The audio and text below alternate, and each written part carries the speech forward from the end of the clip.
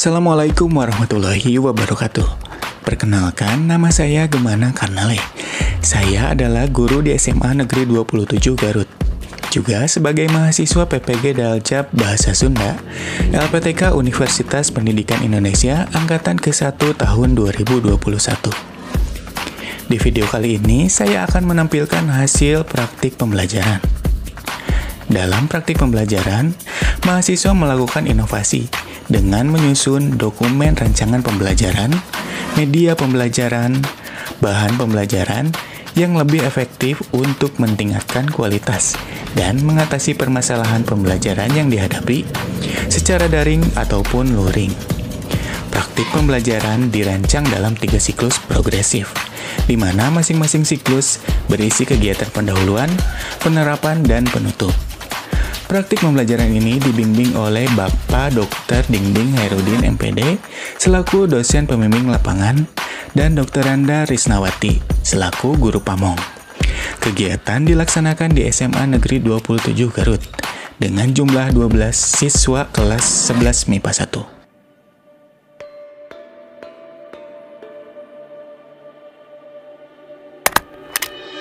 Assalamualaikum warahmatullahi wabarakatuh.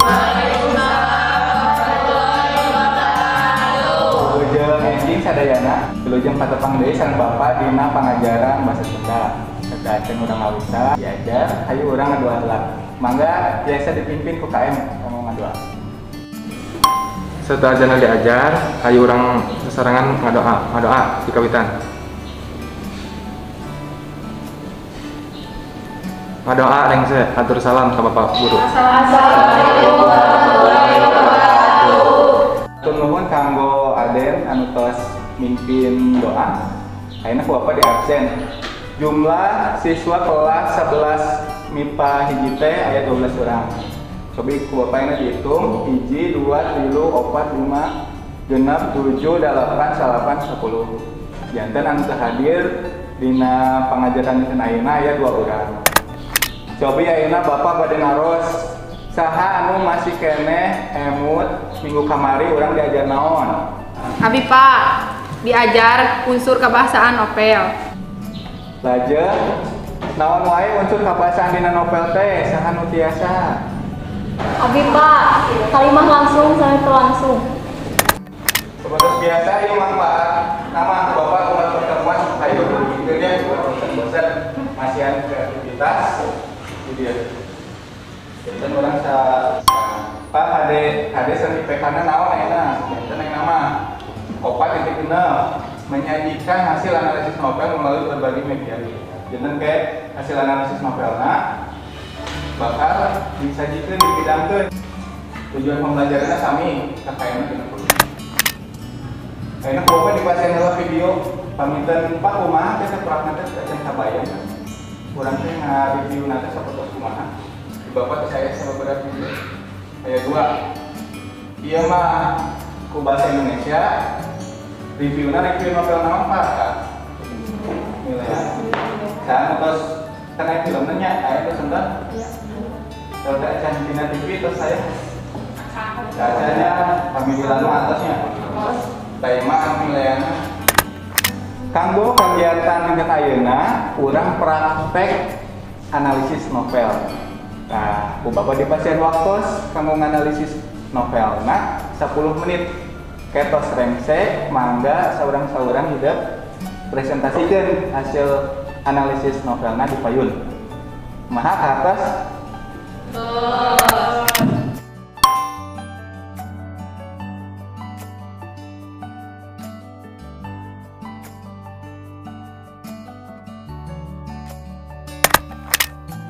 Kumaha sesering saya analisis novelna? Anu kitu mah atuh urang kawinan wae ngapresentasikeun hasil review novelna saurang-saurang. Mangga langsung wae dikawitan. Assalamualaikum warahmatullahi wabarakatuh. Assalamualaikum warahmatullahi wabarakatuh. Assalamualaikum warahmatullahi wabarakatuh. Assalamualaikum warahmatullahi wabarakatuh. Sampurasun. Di bade nge-review novel. Abdi di dieu bade nge-review sempalan novel anu judulna Patepung di Bandung. Miang ka Bandung. Ada identitas buku bela naon teh ditulis. Gagal. Assalamualaikum warahmatullahi wabarakatuh. Sampurasun. Tepangkeun wastapun Helen Nur Aini. Di dieu abdi bade ngareview novel patepung di Bandung sempalan kahiji anu judulna Ma Pindah. Wilujeng ngaregepkeun. Identitas buku. Judulna Novel Patepung di Bandung. Kenging Taufik Faturrahman. Jumlah kaca 112 kaca, citakan ka-8 Oktober 2018. Pedalan Geger Sunten. Eusi carita dina novel nyaeta aya hiji kulawargi anu eusina aya ma, bapa, kuring nu jadi kondi jeung Kang Odong. 2 bulan ka tukang teh ma menta pindah kusabab hoyong ngabrang-brangkeun hate. Ma mimiti nyarita hoyong pindah na teh ka kuring, ma teh kungsi ngaharewos. Kondi mun emak jadi pindah maneh rek ngilu ka emak atawa rek cicing jeung bapa. Tidinya kuring teh teu bisa ngajawab. Ma hoyong pindah na teh kusabab bapa tos teu gaduh panghasilan. Ma jadi ambek ka bapa kusabab bapa teu milarian pada melandai. Di dieu abdi bade ngareview novel anu judulna Patepung di Bandung sempalan kadua nyaeta Bapa Gering. Eusi caritana nyaeta nyaritakeun kuring nyaeta si Kondi anu bager anu kahirupanana serba kakurangan. Tapi manehna teu pantang semangat. Saeunggeus ditinggalkeun ku mana, si Kondi ngarasa pisan ripuhna sagala pagawean dipigawai ku sorangan. Sabab bapa jeung emana papisah, si Kondi milu ka bapana. Bapana teh gering batin sabab nyaho popotonganana kawin deui. Bade ngareview novel anu judulna Patepung di Bandung sempalan kaopat nyaeta Kang Odong miang ka Bandung. Isi novelna nyaeta Kang Odong teh kawin jeung Ci Iti. Hiji poe si Kondi ulin ka kontrakan Kang Odong. Peutingna Ci Iti teh ngalahirkeun bari budakna teh lalaki. Beratna 3 kilo bukna galing nurun ka bapana. Emas si Kondi menang beja ti bimanah bahwa Ci Iti teh ngalahirkeun. Harita si emak ambek sabab eueuh nu ngabejaan ka manehnana boh si Kondi boh Kang Odong. Beuki dieu hirup Kang Odong beuki susah, leuwih loba ngahuleng batan serina. Kaharti pisan atuh da pamajikan anyar ngalahirkeun ari gawe teu boga. Dina hiji poe, si Kondi menang beja anu matah pikareuwaseun pisan. Nyaeta Kang Odong dibanda ku polisi sabab manehnana tos maling di toko Haji Ishak. Harita kene Kang Odong dibawa ku polisi, hirupna ngan dina sel, nepi ka si Kondi lulus sakola jeung boga gawe. Sampurasun. Tepangkeun wastapun Rizka Sirmulyani. Abdi di dieu bade ngareview sempalan novel anu judulna Patepung di Bandung. Sempalan kagenep nyaeta Niat ka Kota. Wilujeng ngaregepkeun. Identitas buku. Judul novel Patepung di Bandung. Kenging Taufik Faturrahman. Jumlah kaca 112 kaca. Citakan ka-8 sasi Oktober 2018. Pedalan Geger Sunten. Eusi carita. Si Kondi budak pangleutikna anu apet ka bapana tibatan lencikna nyaeta si Kang Odong. Leuwih ti saminggu si Kondi nguluwuhna oge. Disanggeus ditinggalkeun ku bapana, da bapana teh maot alatan jadi tukang kuli laden di Jakarta. Matak si Kondi teh lamun digawe ka kota embungeun, kudu jadi kuli laden mah. Da si Kondi teh bang-baungeun keneh ku kajadian anu nimpa ka bapana. Jadi si Kondi teh milih digawe di lemburna jadi TKS nyaeta tukang krok sampe.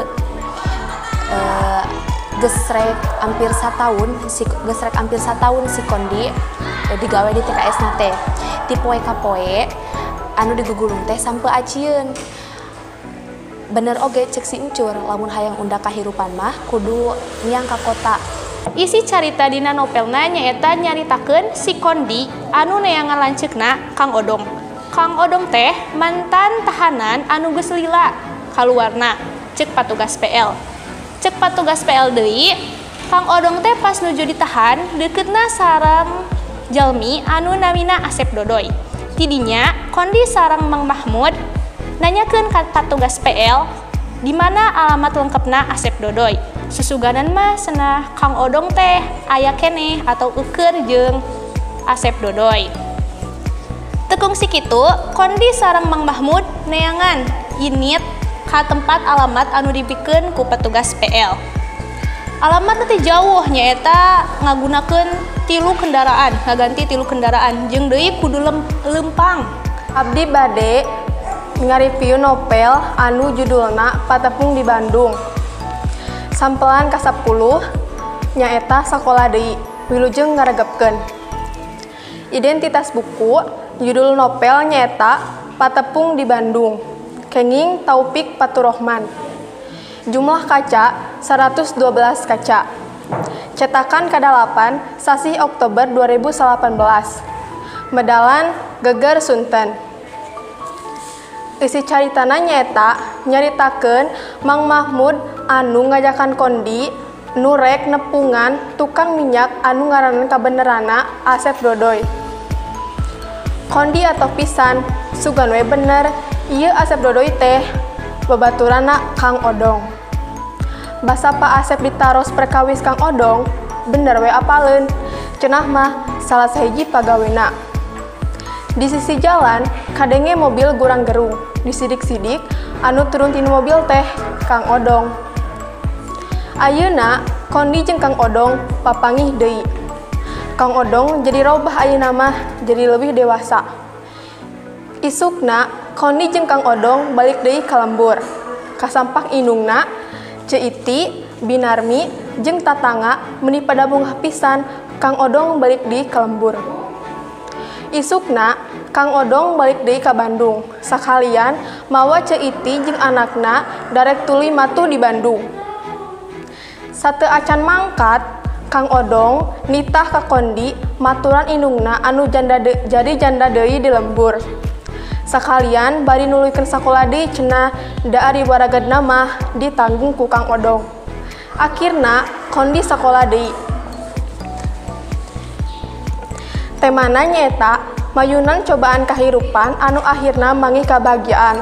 Tokohna nyaeta, tokoh jeung watakna nyaeta Kondi, bager henteu isinan, Kang Odong, hese dipapatahan, gede ambek, sareng tanggung jawab. Tokoh tambahanna nyaeta Mang Mahmud, Ceiti, Binarmi, Pak Asep Dodoy, anakna tatangga. Terus alurna nyaeta alur merele, latar tempatna di kontrakan Asep Dodoy sareng di imah emak. Latar waktuna isuk-isuk jeung peuting. Latar suasanana pika sediheun, pika bungaheun, pika runyaeun. Amanatna jadi jalma ulah pantang nyerah, kudu sumanget ngarah kacapai naon anu dipikahayang. Kaonjoyan di novel ieu teh nyaeta rame pisan sabab nyaritakeun dua tokoh nyaeta Kondi jeung Kang Odong anu mayunan kahirupan jeung neangan kabahagiaan ku sumanget jeung aya hikmahna keur anu maca. Kahengkerana nyaeta dina novel ieu teh seueur ngagunakeun bahasa Sunda anu kasar jeung bahasana aya anu sesah diucapkeun. Kasimpulanana nyaeta novel ieu teh sae kangge pieunteugeun kahirupan sareng hapunten lepat sabab patali jeung perjuangan kahirupan anu sabenerna. Wassalamualaikum warahmatullahi wabarakatuh. Tah sakitu panginten pengajaran haulin ayeuna cobi saha nu tiasa nyindekeun di awal mungkin ke akhir dinten ayeuna diajar naon wae. Abi Pak, janten kacindakan pengajaran dinten ayeuna nyaeta ngareview novel. Kaprekanana nyaeta anu kahiji bubuka, kadua identitas buku, katilu isi carita, kaopat kaonjoyan jeung kahengkeran, kalima kacindekan, kagenep panutup. Tah sakitu panginten anu tiasa disikahatur, hatur nuhun sama sadayana. Urang tepang deui minggu payun dina materi anu sajen. Serta cen urang mulang, saya urang ngadoa heula. Mangga UKM dipimpin sama ngadoa.